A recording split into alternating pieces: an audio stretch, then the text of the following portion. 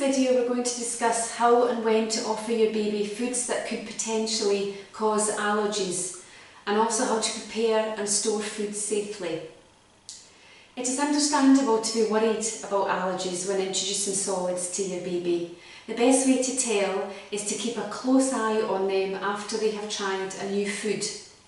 Only around 5% of children under the age of 2 have an allergic reaction, and this is usually mild.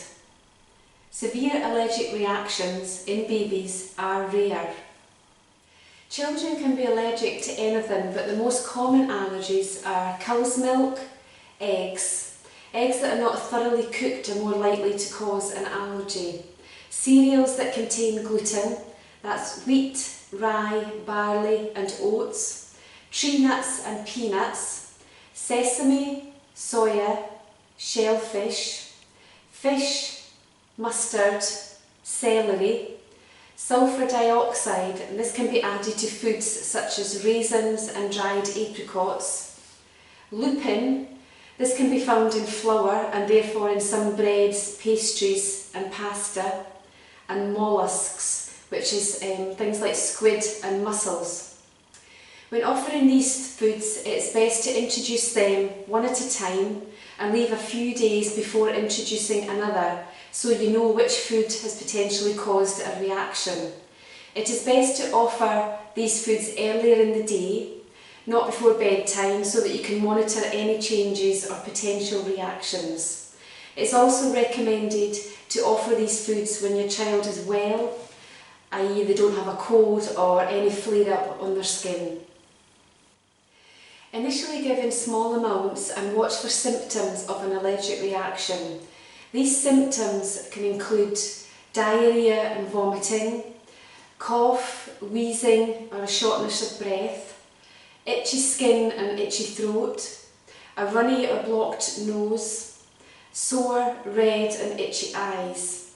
If any of these occur, seek advice from your GP or call for medical advice. Children are at a higher risk of having a food allergy if allergies run in the family. If your child has eczema or they already have a known allergy to another food, such as an allergy to cow's milk protein. Once your child is 6 months of age, you can introduce allergenic foods carefully, such as cheese, yogurts, oats, bread, ground seeds and nuts and nut butter, etc. and monitor how they are with these foods.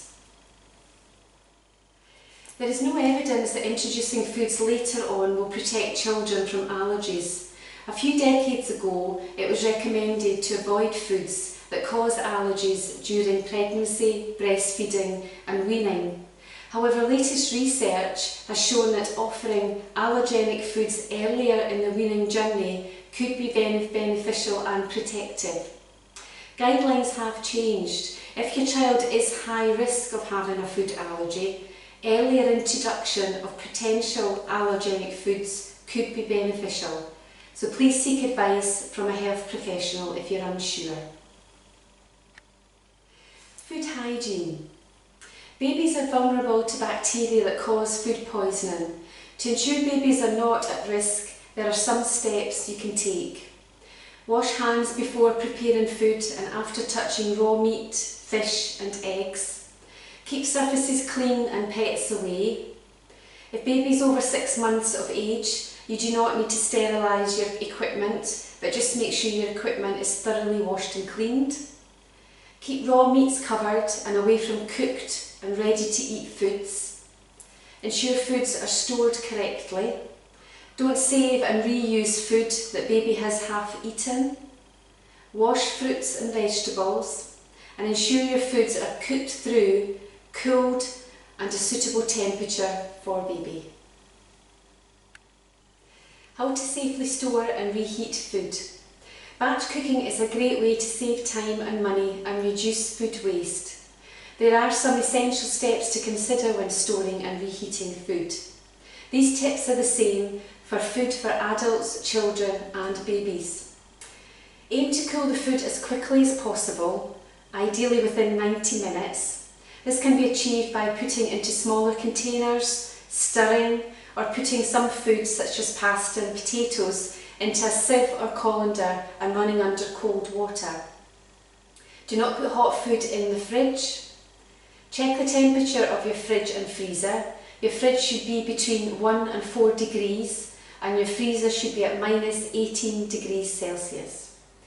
Store food for baby towards the top of the fridge and freezer, away from raw meat and fish. Use refrigerated leftovers within 2 days. When reheating, make sure the food is piping hot and then let it cool to a suitable temperature before offering it to baby. If freezing food, freeze within 24 hours. The safest way to defrost leftovers is in the fridge, and once defrosted, the food can then be reheated. When defrosted, reheat and use your food within 24 hours, and only ever reheat food once.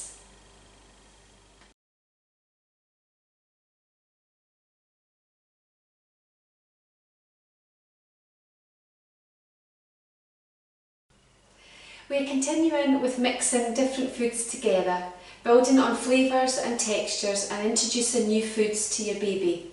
With all the recipes we include, you can tailor the texture to the needs of your baby. If offering the meal in a bowl for baby to eat, either with their fingers or using a spoon, it's good to also offer a finger food option alongside. Finger foods can help baby get used to more textures, so keep offering a variety of them.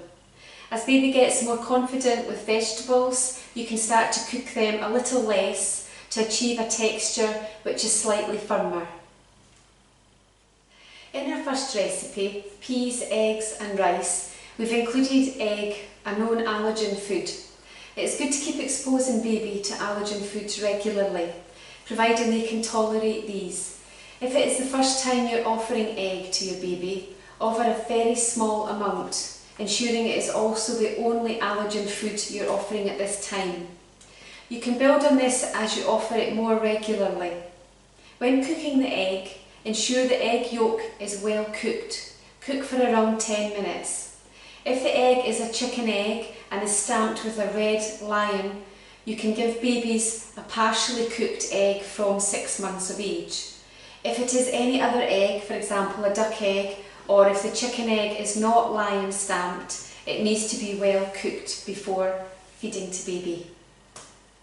Peas are a great source of vitamin C. They cook really quickly and are a great fun vegetable for your baby to eat. To cook the peas, steam or boil in a small amount of water for 5 minutes and cool. Rice. Rice is a great staple food, providing a good source of energy. Cook the rice as per the packet instructions, ensuring the rice is fully cooked. Once cooked, you should always make sure your rice is cooled down as quickly as possible, putting it into a sieve and running it under cold water. That works really well if you've not added any particular flavourings during the cooking of the rice. Once your rice is cooled down, cover it, put it into your fridge and you can use within 24 hours. You can eat leftover rice cold from the fridge the next day, but if you reheat it, make sure you reheat it fully until piping hot throughout and only ever reheat food once.